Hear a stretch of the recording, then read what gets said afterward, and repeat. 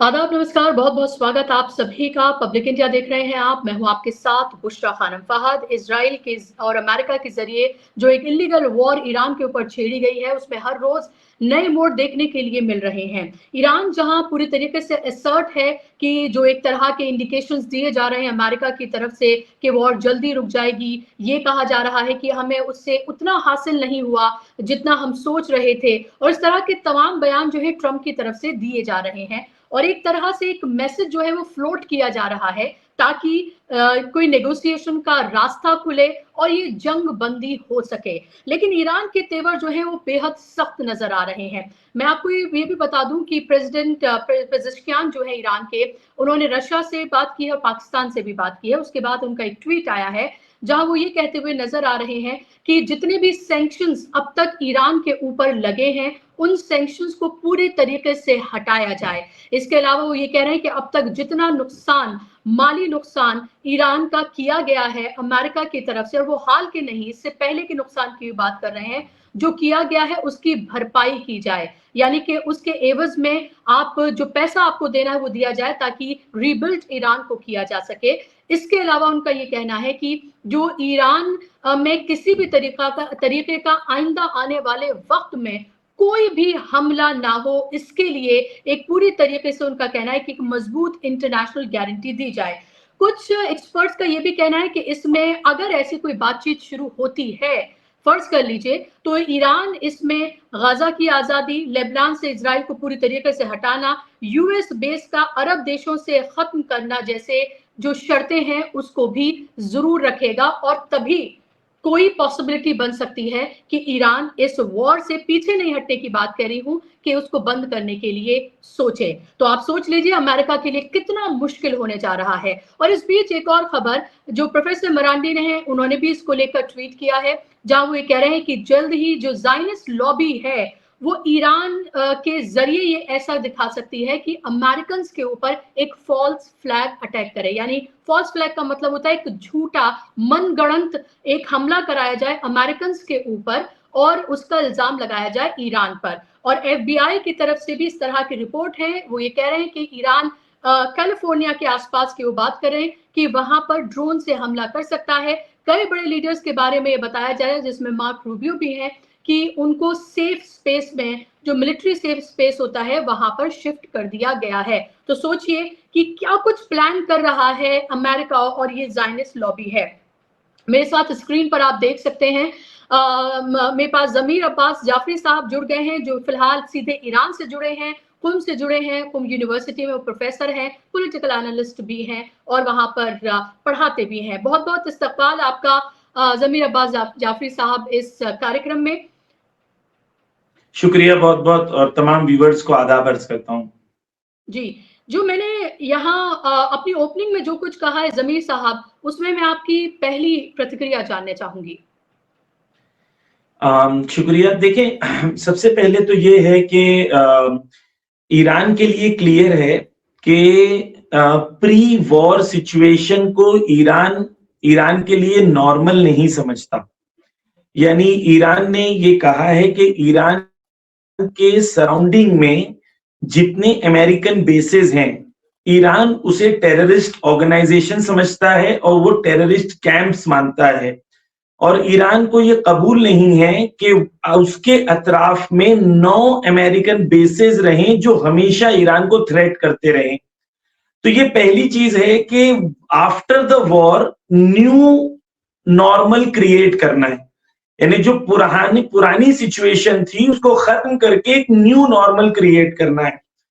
अगर Iran cease fire कर लेता है तो न्यू नॉर्मल ये होगा कि अमेरिका और इजराइल जब भी चाहे ईरान में आके किसी भी लीडर को मार के चले जाएंगे। लेकिन अगर ईरान न्यू नॉर्मल क्रिएट करता है तो वो न्यू नॉर्मल ये होगा कि एक नई दुनिया बनेगी और जो भी ईरान के ऊपर जुल्म हुए हैं सारे रिवर्स करेंगे। इससे दुनिया के अंदर जो रेजिस्टेंस की ताकत है वो ज्यादा मजबूत होगी और दुनिया के लिए क्लियर होगा कि अमेरिका से मुकाबला करना भी पॉसिबल है, उनको झुकाना भी पॉसिबल है और तमाम रेजिस्टेंस फोर्सेस को कुव्वत और कुदरत मिलेगी कि अमेरिका से लड़ा जा सकता है, उन्हें हराया जा सकता है। तीसरा असर उसका ये होगा कि जो भी अरब ममालिक हैं वो इतना लाखों करोड़ों डॉलर्स जो इनको पे करते हैं अपनी सेफ्टी के लिए, वो फाइनली ये कहेंगे कि अमेरिका खुद सेफ नहीं है तो ये हमें कहां से सेफ रख सकता है।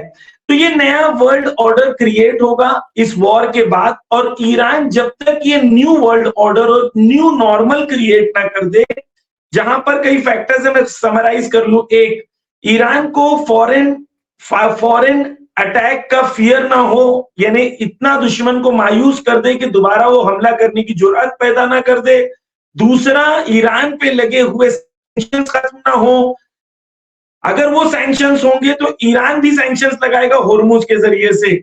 और तीसरा, ईरान पे हुए जुल्म और ईरान पे हुए नुकसानात की कंप्लीट भरपाई की जाए।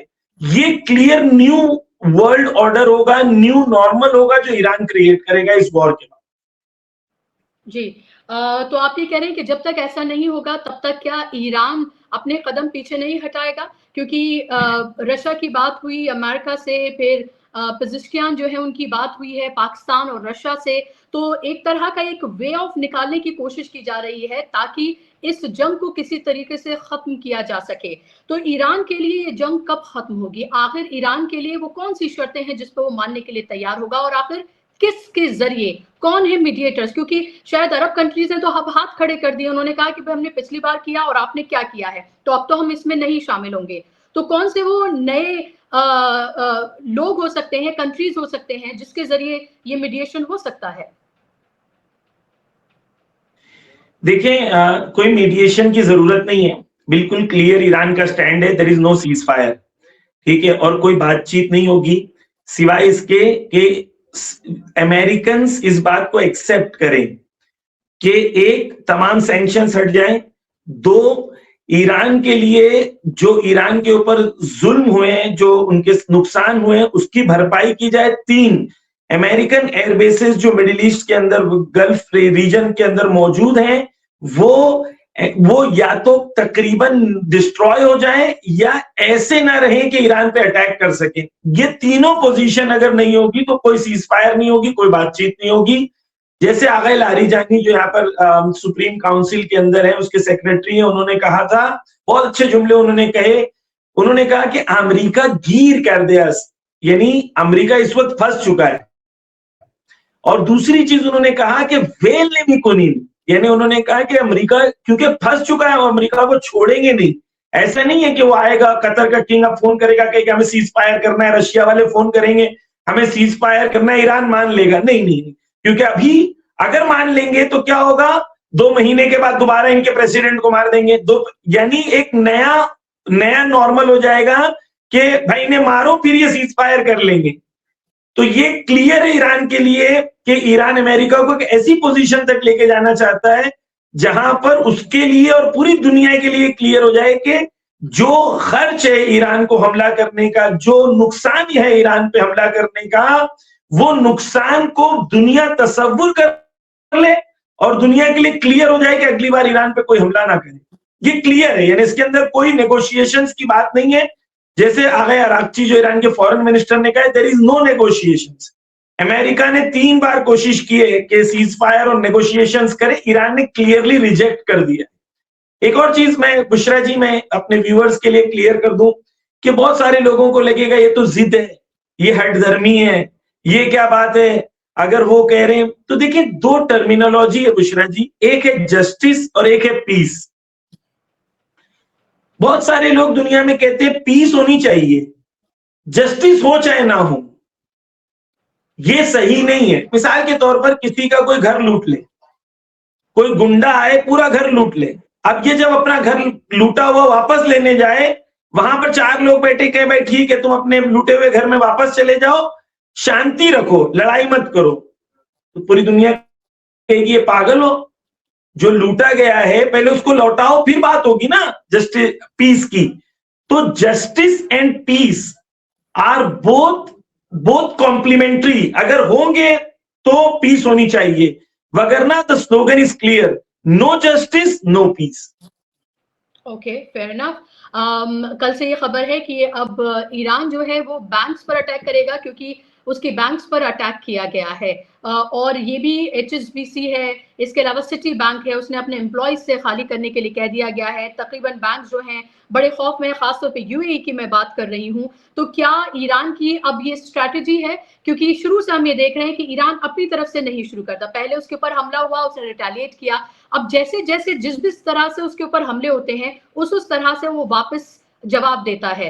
तो क्या अब बैंक्स पर ईरान की तरफ से हमले किए जाएंगे? और जो ओमान में जो हमला हुआ है उसको लेकर भी कई सवाल उठ रहे हैं, क्या वाकई में वो ईरान की तरफ से ही था? कहाँ का हमला? लास्ट मैंने आवाज नहीं सुना, कहाँ का हमला? क्या ईरान की तरफ से था? ओमान में जिस तरह से जो ऑयल टैंकर्स ओमान हैं में उसमें जिस तरह का जी हमला हुआ है। ओमान ने ईरान ने रिजेक्ट किया है ओमान के हमले को। तो इसके अंदर कई चीजें इस वक्त चल रही हैं, एक एक करके आपके सामने चीजों को पेश करता हूं। एक, ईरान के बैंक्स पे हमला हुआ है और ये इनका इनका क्लेम ये है कि बैंक्स इंस्टीट्यूशंस को पैसा प्रोवाइड करती हैं तो जंग होती है। तो सेम एग्जैक्टली चीज आपके लिए भी है कि जो बैंक्स हैं वो अगर आपके कनेक्टेड है इस मिलिट्री ऑर्गेनाइजेशन से, और अमेरिकन बैंक्स हैं और मिडिल ईस्ट में और गल्फ रीजन में हैं जो अमेरिकन इंटरेस्ट को सर्व करते हैं, तो अगर आप ईरान के बैंक्स को मारोगे तो ये भी पलट के मारेंगे। तो ये क्लियर होना चाहिए कि वो जिस स्केल पे जंग को लेके जाएंगे, ईरान भी उस स्केल पे लेके जाने को तैयार है। दूसरी चीज, ईरान के पास मारने के लिए ज्यादा ऑप्शन है, उनके पास कम है। मिसाल के तौर पर वाटर सैलिनेशन जो है, जहां पर वाटर प्यूरिफिकेशन सेंटर है, ईरान के किश्म पे इन्होंने मारा। ईरान का सिर्फ 2% वाटर जो है वो प्यूरिफाई होता है इस तरीके से, और कतर में 80% होता है, और बहरेन में 90% होता है, और यूएई में 70% होता है। अगर ईरान ने पलट के वाटर प्यूरिफिकेशन सेंटर्स पे मार दिया तो क्या होगा? ये आपके ऑयल डिपो पे मार रहे हैं, अगर ईरान ने पलट के ऑयल डिपोज पे मारा तो क्या होगा दुनिया में? तो ये तो क्लियर है कि अगर, अच्छा ये भी नहीं है कि वो ये क्लेम करें कि भाई ईरान नहीं मार सकता, क्योंकि ईरान ने क्लियर कर दिया कि जिस नुक्ते पे चाहे ईरान 2000 किलोमीटर के रेंज में जिस नुक्ते पे चाहे पिन पॉइंट एक्यूरेसी से मार सकता है। तो ईरान लड़ना नहीं चाहता, ईरान के ऊपर एक फोर्स्ड वॉर हुआ है, उसके लीडर को मार दिया गया है, इलीगली क्रिमिनली मार दिया गया है, उनके पूरे खानदान को मार दिया गया है। ईरान के अंदर 1600 से ज्यादा लोग अभी तक मर चुके हैं, 300 से ज्यादा बच्चे मर चुके हैं। आप टोटल जो ईरान में हमले हुए हैं उसके अंदर 12,000 से ज्यादा सिविलियन लोकेशंस पे हमले हुए। तो ईरान के ऊपर हमला हुआ है, ईरान के पास हक के दिफा है, और ईरान क्लियर है कि ईरान दिफा करेगा। और पूरे मिडिल ईस्ट को और पूरे गल्फ रीजन से ये बात शुरू हुई है, हुर्मुज बंद हुआ है। आप देख लें दुनिया में क्या असर शुरू हुआ है। अभी तो कुछ दिन हुए हुर्मुज के बंद होने के, अगर ये 1 महीना हुर्मुज बंद हुआ तो दुनिया की क्या हालत होगी? ये क्लियर होना चाहिए कि ईरान के साथ अगली बार अगर किसी ने जुर्अत किया तो उसे क्या नतीजे भुगतने पड़ सकते हैं, ये दुनिया के लिए क्लियर होना चाहिए, ताकि लोगों के लिए ये नहीं हो कि ईरान सिर्फ बात करता है, नहीं, ईरान करके ये बात दिखा सकता है। जी, एक और बात बड़ी इंटरेस्टिंग जो मैं देख रही थी कि स्ट्रेट ऑफ हॉर्मुज पूरी तरीके से बंद कर दिया गया है, तो पूरी दुनिया में हाहाकार है और हिंदुस्तान भी उससे छूता नहीं है। हम देख रहे हैं कि कैसे लंबी-लंबी कतारों में सिलेंडर की लगे हुए हैं लोग, और यहाँ तक कि जो इलेक्ट्रिक प्लेट होती है जिस पर रखकर आप खाना बनाते हैं, वो सब भी आप ये देखिए कि अमेज़न और फ्लिपकार्ट जैसी जो वेबसाइट है, वहाँ से लगभग आउट ऑफ स्टॉक हो गए हैं, वो मिल नहीं रहे हैं। जी, लोग इतना डरे हुए हैं। सवाल ये है कि क्या स्ट्रेट ऑफ हॉर्मुज बंद करने के बाद क्या बाब अल मंदे जो है, जो कि रेड सी है, क्या उसको भी बंद किया जा सकता है? क्योंकि हमने देखा था कि जब ऐसा हुआ था तो अमेरिका ने पूरी तरीके से घुटने टेके थे। क्या इस पर भी किसी तरीके का कोई सोच विचार किया जा सकता है अगर ये जंग आगे बढ़ती है और ज्यादा? क्योंकि ईरान के तेवर से लग रहा है कि वो किसी भी तरीके से 1 इंच भी पीछे हटने के लिए तैयार नहीं है। हाँ, देखिए, ईरान का पीछे हट जाना यानी कि पूरे रेजिस्टेंस फोर्सेस का पीछे हट जाना, अमेरिका का आगे आ जाना, नेतन्याहू जैसे जालिमों के लिए जुर्अत का बढ़ जाना, ईरान के लिए क्लियर है कि ये वर्ल्ड ऑर्डर को ईरान एक्सेप्ट नहीं करता। नया वर्ल्ड ऑर्डर है और वर्ल्ड ऑर्डर को दुनिया को एक्सेप्ट करना पड़ेगा। तो ईरान के लिए क्लियर है। जब बाबल मंदब की बात है, बाबल मंदब के यमन की तरफ से जो सिग्नल्स आए, यमन ने कहा है कि हमारे फिंगर जो हैं वो ट्रिगर पर मौजूद है, यानी वी आर वेटिंग। जब अभी अभी उनको एंटर होने की जरूरत नहीं है, लेकिन अगर बाबल मंदब भी बंद हो जाता है तो एक अजीब सिचुएशन पूरी दुनिया के अंदर हो जाएगी। हमारे भारतीय जो व्यूअर्स हैं, उनसे मैं उनको एक चीज याद दिलाना चाहता हूं, बुशरा जी। मैं क्योंकि हमारे इंडियन व्यूअर्स हैं, मैं उनको एक बात याद दिलाना चाहता हूं। बुशरा जी, 2002 से लेके 5 के दरमियान इंडिया को ईरान ने प्रपोज किया था गैस पाइपलाइन। वर्ल्ड का second largest oil gas exporter Iran, gas producer या गैस रिजर्व्स का मालिक ईरान, वो इतने बड़े मुल्क को कह रहा था कि हम आपको पाइपलाइन बिछा के देते हैं, और इंडिया को पाइपलाइन बिछा के देने के लिए उन लोगों ने कहा था पाकिस्तान को डिस्काउंटेड रेट में देंगे, ताकि पाकिस्तान और इंडिया के बीच में एक ऐसी पाइपलाइन आ जाए जो दोनों कंट्री के लिए मजबूर हो जाए, दोनों कंट्री के लड़े ना, क्योंकि दोनों की लाइफलाइन वो गैस पाइपलाइन बन जाए। और इंडिया ने बहुत हद तक जाके उसे कबूल भी कर लिया था, गैस पाइपलाइन।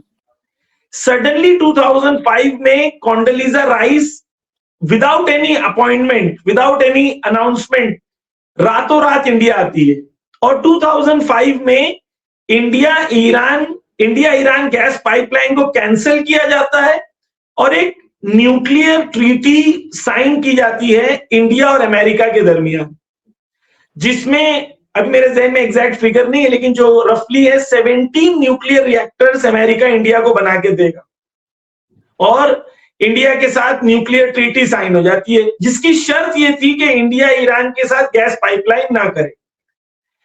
कांग्रेस की हुकूमत आई, चली गई, बीजेपी की हुकूमत आई, चली गई। हमारा सवाल यह है कि इन 20 सालों में, 21 सालों में इंडिया को क्या मिला, इंडियन जनता को क्या मिला?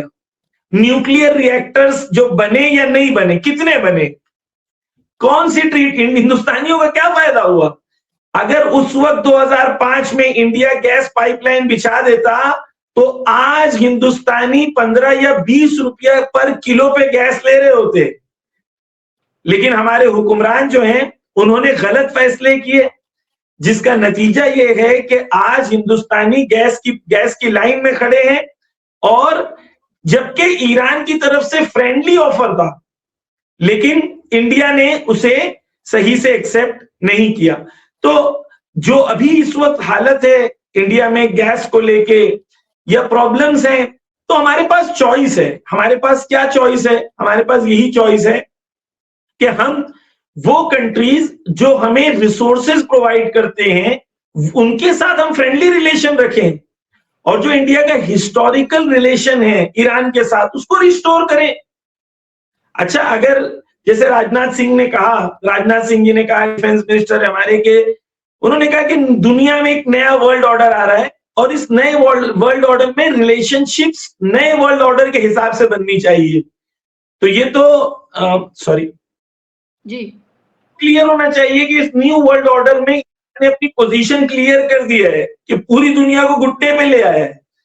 तो इंडिया को भी सोचना चाहिए, इंडियन पॉलिटिशियंस को भी सोचना चाहिए कि हिंदुस्तान का अगर 90% गैस होर्मुज से आ रहा है, तो क्यों हम उस देश से, उस कंट्री से सिर्फ नेशनल इंटरेस्ट में, सिर्फ राष्ट्रीय हित को भी अगर सोचें, वैल्यूज और मॉरल्स को हटा दें, फिर भी इंडिया को ईरान से दोस्ती रखनी चाहिए। इजराइल हमें देता ही क्या है? इजराइल की हमें जरूरत ही क्या है? हाँ, मैं ये कह रहा था कि हिंदुस्तान को इजराइल देता क्या है? इतना छोटा सा मुल्क है, और इजराइल का एग्जिस्टेंस अमेरिकन एड के ऊपर है। हिंदुस्तान इतना बड़ा मुल्क है, इतनी बड़ी डेमोक्रेसी है, इतनी बड़ी जनता है, इतनी टैलेंटेड लोग हैं, आईटी सेक्टर में हर जगह पर हम ताकतवर हैं, तो हम क्यों इनके सामने झुकते हैं? इंडिया अपने नेशनल इंटरेस्ट को देखे। वो कंट्री जो इंडिया को एनर्जी प्रोवाइड करती है, इतनी बड़ी कंट्री को ईरान, उसकी तरफ इंडिया को जाना चाहिए, अपने फ्रेंडली रिलेशंस उस तरफ बढ़ाना चाहिए। न्यू वर्ल्ड ऑर्डर में ईरान को as a real partner India को एक्सेप्ट करना चाहिए। जी, लोगों को जानने में ये बहुत इंटरेस्ट है जमीर साहब आपकी, ईरान की अगली स्ट्रैटेजी क्या है? आप अमेरिकन जो ईरान है वो अमेरिकन बेसिस पर अटैक कर ही रहा है, अमेरिकन इंटरेस्ट पर अटैक कर रहा है, स्ट्रैटेजिक जो उसके जो स्टेप्स हैं वो तमाम ले रहा है, चाहे वो स्टेट ऑफ हॉर्मुज का बंद करना हो और बहुत असर्ट करके कि अगर हम चाहें तो 1 लीटर भी यहाँ से पेट्रोल या डीजल जो है वो यहाँ से, यानी कि कच्चा तेल मेरा मतलब है, कि वो यहाँ से नहीं जा सकता है। मेरा सवाल ये है कि आगे की स्ट्रैटेजी अब ईरान की क्या है? क्योंकि अगर इसी तरीके से ईरान अड़ा हुआ है, मैं अड़ने की बात नहीं कर रही, मैं ये कह रही हूँ कि उसके लिए भी उसकी सेल्फ रिस्पेक्ट की, उसकी एक तरह से डिग्निटी की उसकी बात है जिसके लिए वो लड़ रहा है। तो मेरा सवाल ये है कि how long this will go on? ये एक सवाल जो सबके जहन में, 12 दिन गुजर चुके हैं। देखिए, ईरान के लिए क्लियर है कि ये जंग जो है वो जब तक न्यू नॉर्मल क्रिएट नहीं हो जाता, जब तक सबके लिए ये क्लियर नहीं हो जाता कि ईरान को हमला करने के बाद उन्हें बहुत नुकसान उठाना पड़ेगा, जब तक सबके लिए ये क्लियर नहीं हो जाता कि ईरान पर दूसरी बार इस किस्म का हमला नहीं हो सकता, और तीसरा ईरान के इकोनॉमिक सैंक्शंस को कंप्लीटली उठा नहीं दिया जाता, क्योंकि ये ट्रैप हो गए ना इस वक्त। यानी तमाम अमेरिकन रिपोर्ट कह रही हैं कि भाई ट्रंप को लगा था कि भाई 1 हफ्ते में जंग खत्म हो जाएगी, 4 दिन में खत्म हो जाएगी, और ट्रंप रोज आके कह रहा है हम तो जीत गए, हम ये वन, हम लोग तो ऐसे जीत गए, हम लोग तो वैसे जीत गए, और पूरे हुर्मुज बंद है। आप सिर्फ बम गिरा के अवाम को मार रहे हो, तो जीत तो नहीं रहे हो। तो ईरान कब तक करेगा? ईरान एक लॉन्ग टर्म वॉर करना चाहिए, ईरान रेडी है लॉन्ग टर्म वॉर करने के लिए, और उसका रीजन ये है, जैसे मैंने बार बार इसको असर्ट करने की कोशिश कर रहा हूं ताकि हमारे व्यूअर्स के लिए क्लियर हो जाए कि ईरान एक कदम पीछे नहीं हटेगा, क्योंकि जब तक ईरान ये अपनी नेशनल सिक्योरिटी को क्लियरली असर्ट ना कर दे, तब तक ईरान पीछे नहीं हटेगा। और ईरान ये क्लियर करना चाहता है दुनिया को कि next time miss calculation America ना करे, ये क्लियर होना चाहिए। और ये देखिए, 2 किस्म के लोग होते हैं, एक इंसान होते हैं, कभी कभी इंसान जो होता है शरीफ इंसान को वो उसको समझता है, शराफत को कमजोरी समझता है। जो गुंडे होते हैं उन्हें ताकत की जबान ही समझ में आती है। जब तक ये ताकत की जबान इनके सामने नहीं इस्तेमाल की जाएगी, जब तक इन्हें बात समझ में नहीं आएगी। अच्छा, ये भी लोग सवाल कर रहे हैं मिश्रा जी कि भाई जी, मेरा काउंटर क्वेश्चन ये जी है जी इस पर कि आपको फिर, अगर आप कह रहे हैं कि इससे कम पर ईरान मानने के लिए तैयार नहीं होगा, फेयर इनफ। मेरा सवाल यह है कि अगर इन बातों को अमेरिका नहीं मानता है, और अमेरिका से मेरा मतलब मुराद है अमेरिका और इजराइल एक साथ, अगर वो नहीं मानते हैं तो फिर क्या? वो लड़ेंगे, वो हर रोज $1 बिलियन खर्च करेंगे, अपनी कांग्रेस को राजी करेंगे। अमेरिका में इस वक्त जो डोमेस्टिक प्रॉब्लम है, वो हर 10 में से तकरीबन 7 लोग या 8 लोग इस जंग के लिए राजी नहीं है। अमेरिका में ट्रंप इलेक्शन जीता था ये कह के कि हम वॉर नहीं करेंगे, क्योंकि वॉर में खर्च बहुत होता है, हम पैसा लोगों पे खर्च करेंगे। तो लोगों पे तो खर्च नहीं हो रहा है, $1 बिलियन इनका पर डे खर्च हो रहा है, 12 दिन में $12 बिलियन खर्च हो गया।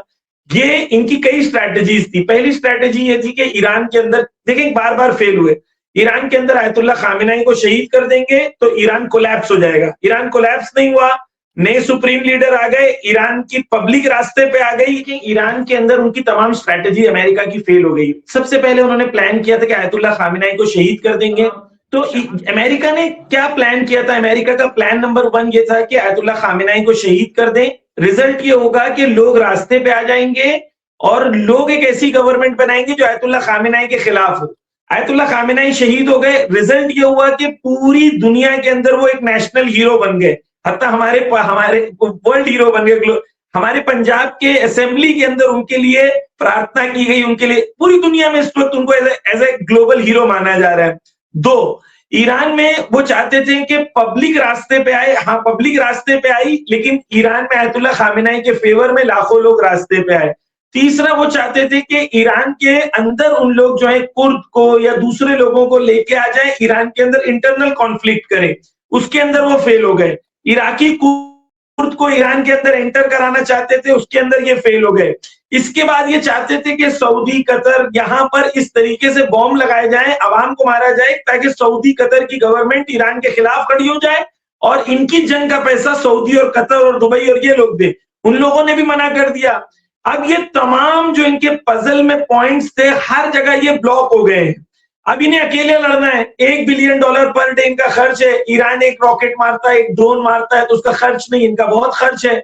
अब ये खर्च इनका उठाएगा कौन? डोमेस्टिक तौर पर इनके एक्सेप्टेबिलिटी लो है, वर्स्ट प्रेसिडेंट के लेवल पर पहुंच गए हैं, वॉर को लोग सपोर्ट नहीं कर रहे, सेनेट में नहीं कर रहे, और जहां पर इनकी ये इलेक्शन लड़ रहे हैं लोकल काउंसिल्स के या मेयर के, हर जगह ट्रंप की जो पार्टी है वो हार रही है। तो इनकी सिचुएशन, वॉर को ये सवाल नहीं करना चाहिए ईरान कब तक लड़ेगा, सवाल ये है कि अमेरिका कब तक लड़ सकता है, सवाल ये है कि इजराइल कब तक लड़ सकता है, क्योंकि इजराइल में लोगों को आदत नहीं है। 12 दिन हो गए डेली बंकर्स में, 8-8 घंटे से 12-10-10 घंटे डेली बंकर्स में रह रहे हैं। दिन में 6-6 बार भाग के बंकर्स जाना पड़ रहा है। स्कूल बंद है, कॉलेजेस बंद है, यूनिवर्सिटीज बंद है, जॉब्स बंद है, बिजनेसेस बंद है। वहां पर ईरान में सब कुछ चल रहा है। तो सवाल ये नहीं है कि ईरान कब तक जंग लड़ेगा, सवाल ये कि उनके पास कितनी ताकत है जंग लड़ने की। सवाल ये कि होर्मुज के बंद होने के बाद दुनिया के अंदर ऑयल प्राइसेस कहां तक पहुंचेंगी, तब तक कब तक ये लोग सब्र कर सकते हैं। अब ये सवाल नहीं कि ईरान कब तक लड़ेगा, सवाल ये होना चाहिए कि अमेरिका और इजराइल के अंदर कितनी ताकत है, कब तक वो खड़े रह सकते हैं। सरफरोशी की तमन्ना अब हमारे दिल में है, देखना है जोर कितना बाजुए कातिल में है। जी बिल्कुल आप सही कह रहे हैं। लास्ट 2 क्वेश्चंस अगर जी, तो बिल्कुल क्लियर है ये पॉइंट। जी बिल्कुल, बूट्स ऑन द ग्राउंड अगर होता है तो उसके लिए कितना तैयार है ईरान, और दूसरा कि एक फ्रस्ट्रेशन जैसी जो सिचुएशन है वो अमेरिका और इजराइल दोनों में ही देखने के लिए मिल रही है। इजराइल में जितना भारी नुकसान है, हालांकि वहां पर सैंक्शंस लगे हुए पूरी तरीके से, तो पूरे हम कह सकते सेंसरशिप लगी हुई है, माफ कीजिएगा, तो पूरी तरीके से हम ये देख रहे हैं कि वो तस्वीरें हमारे पास नहीं आ रही, फिर भी जितनी आ रही हैं वो साफ तौर पर ये बता रही है कि एयरपोर्ट्स पर एक तरह से राइट्स जैसी सिचुएशन बनी हुई है। लोग कह रहे हैं टिकट्स दीजिए, हमें जाना है छोड़कर, और टिकट्स नहीं दिए जा रहे हैं। ये सब कुछ वहां पर हो रहा है। हालांकि ईरान से अभी इस तरह की कोई तस्वीर सामने निकलकर नहीं आई है। मेरा ये सवाल, बूट्स ऑन ग्राउंड होते हैं तो उसके लिए ईरान कितना तैयार है, और दूसरा अगर फ्रस्ट्रेशन में कोई एक्सट्रीम कदम उठा दिया जाए, जिसकी बात लगातार हो रही है न्यूक्स के इस्तेमाल की, तो फिर किस तरह की सिचुएशन पैदा हो सकती है, which is going to be really dangerous।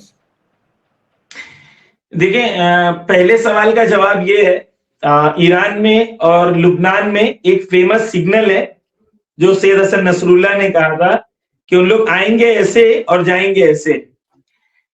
तो ये ईरान में एक फेमस सिग्नल है कि उनको आने दीजिए, आएंगे पैरों पे, जाएंगे कांधों पे। तो जो आगा अराक्ची ने भी बिल्कुल खुल के कहा था कि we are waiting for them, तो let them come. Iran is not an easy country. वो अफगानिस्तान में नहीं लड़ पाए, 20 साल अफगानिस्तान में लड़ने के बाद हाथ पैर जोड़ के वही तालिबान को जिसको निकाला था उसी को वापस दे के गए थे। तो ईरान तो बहुत दूर की बात है। ईरान के पास टेक्नोलॉजी है, ईरान के पास जज्बा है, करबला है, लड़ने के लिए लोग हैं, ईरान के पास टेरेन है, ईरान के पास माउंटेन्स है, ईरान के पास सी है, ईरान के पास मिसाइल्स हैं। तो ये अगर आएंगे तो ये वही न्यू वर्ल्ड ऑर्डर क्रिएट करेंगे जिसके अंदर अमेरिका सबसे कमजोर मिलिट्री पूरी दुनिया के अंदर मानी जाएगी। इतना ईरान उसका नाक जमीन में रगड़ देगा। दूसरी बात, आपने सवाल ये किया कि अगर वर्स्ट कम सिचुएशन में वो बौखला गए और उन्होंने कोई ऐसी गलती कर दी, तो ये वही होगा कि from the river to the sea Palestine will be free. ये उनका एक लास्ट स्टेप होगा, जिसके बाद वो देखें, ईरान खुदा ना करे, लेकिन अगर ईरान पे अटैक होता भी है तो ईरान बहुत बड़ी कंट्री है, ईरान के एक हिस्से पे हो जाएगा, पूरा ईरान बाकी सरवाइव कर जाएगा। लेकिन अगर इजराइल के ऊपर ईरान ने अगर एक साथ 5000 रॉकेट मार दिए तो इजराइल में क्या बचेगा? इजराइल तो छोटा सा है, इजराइल में है ही क्या? इजराइल में कुछ इलेक्ट्रिक पॉइंट्स, कुछ इलेक्ट्रिसिटी सेंटर्स हैं, कुछ पोर्ट्स हैं, कुछ एयरपोर्ट्स हैं। उनके इंफ्रास्ट्रक्चर जो है वो लिमिटेड है, उनके वाटर सप्लाई जो है वो लिमिटेड है। ईरान के पास सब चीजें क्लियर है, ईरान का इंटेलिजेंस क्लियर है। यानी अगर ये गलती करेंगे तो ईरान सरवाइव कर सकता है, लेकिन अगर ईरान जवाब देगा तो ये सरवाइव नहीं कर सकते हैं। यानी वो ये होगा कि फिर फलस्तीनी आएंगे और इंशाल्लाह बैतुल मुकद्दस तभी आजाद होगा जब इन लोग ये गलती करेंगे। खुदा ना करे ये गलती करें, लेकिन अगर ये गलती कर दे तो वही टाइम होगा जब पैलेस्टाइन पूरा आजाद होगा। जी, महत्वपूर्ण बात आप कह रहे हैं और आने वाले दिन और बहुत ज़्यादा इंटरेस्टिंग और ख़तरनाक भी हो सकते हैं क्योंकि फ्रस्ट्रेशन में इज़राइल और अमेरिका दोनों ही कोई भी कदम उठा सकते हैं और अमेरिका फ़िलहाल जो इज़राइल का पपेट बन के ही काम कर रहा है, उसके कहने पे ही सब कुछ कर रहा है। तो देखना ये है कि फ़ॉल्स फ्लैग से लेकर तमाम तरह की पॉसिबिलिटीज़ से इनकार नहीं किया जा सकता, लेकिन ये 9/11 वाला दौर भी नहीं है। तब से अब तक पूरी दुनिया जो है बदल गई है और पूरी दुनिया को ये समझदार भी हो पता गई है है। कि वो क्या कुछ कर सकते हैं। तो मुझे लग रहा है कि अगर कोई फ़ॉल्स फ्लैग होगा और ये कहना भी शुरू कर दिया है ज़मीर साहब, मैं पूरे ट्विटर पर देख रही थी, लोगों ने ये कहना भी शुरू कर दिया है कि ये लोगों को पता होगा कि अगर इस बार कोई फ़ॉल्स फ्लैग होता है, तो ये ईरान ने नहीं बल्कि अमेरिका या इज़राइल ने कराया है। तो इतना तो ईरान ने इन 12 दिनों में दुनिया का जो नैरेटिव है, वो बदल दिया है और इसको भी एक जीत के तौर पर देखा जाना चाहिए क्योंकि आप ये देखिए पूरे वेस्ट में जो जर्नलिस्ट बैठ रहे हैं, जिनको शायद उस तरह से नहीं देखा जाता था, लेकिन अब वो पूरे ईरान के फ़ेवर की बात कर रहे हैं क्योंकि लोगों को ये लग रहा है कि इनफ इज़ इनफ। तो वही सिचुएशन जो है, वो लास्ट में आ गई है। बहुत-बहुत शुक्रिया ज़मीर साहब आपका, प्रोग्राम का हिस्सा बनने के लिए, वक़्त देने के लिए बहुत-बहुत शुक्रिया। शुक्रिया आप तमाम दर्शकों थैंक का यू। भी। नमस्कार। जी, शुक्रिया। जज़ाकल्लाह।